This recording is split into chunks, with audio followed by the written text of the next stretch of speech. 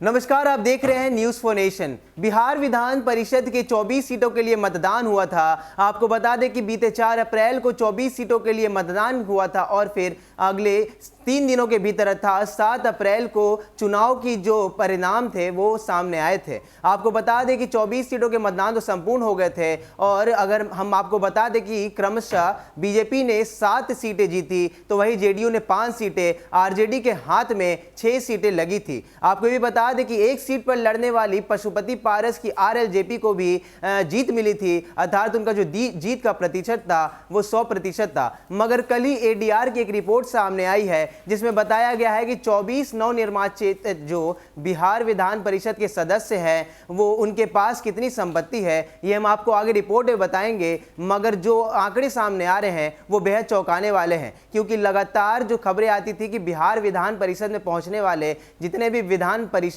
के सदस्य हैं वो काफी धनवान होते हैं, उनके पास अकूत संपत्ति होती है। तो शायद इस रिपोर्ट में भी ऐसा ही कुछ देखने के लिए मिला है।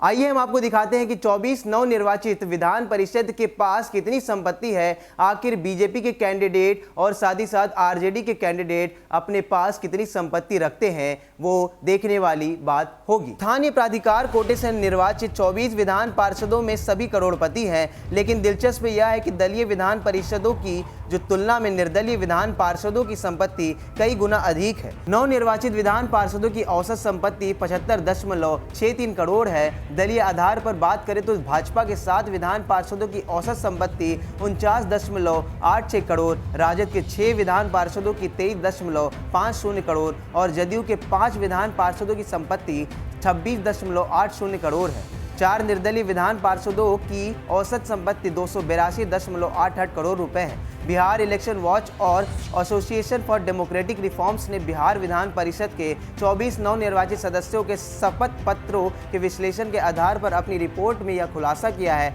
रिपोर्ट के अनुसार नवनिर्वाचित विधान पार्षदों में से 9 ने अपनी शैक्षणिक योग्यता 8वीं से 12वीं के बीच घोषित की है। वही सदस्यों ने अपनी शैक्षणिक योग्यता ग्रेजुएट और इससे अधिक घोषित की है, जबकि एक विधान पार्षद ने अपनी शैक्षणिक योग्यता साक्षर घोषित की है। 9 विधान पार्षदों ने अपनी आयु 31 से 50 वर्ष के बीच घोषित की है।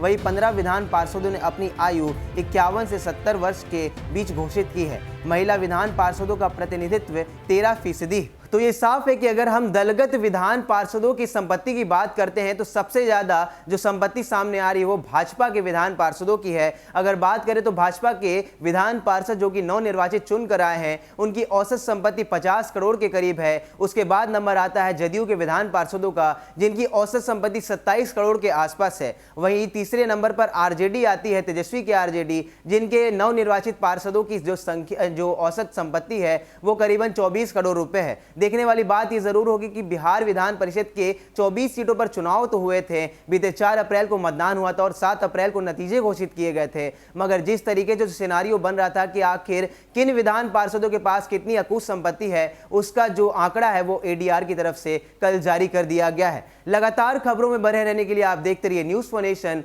नमस्कार।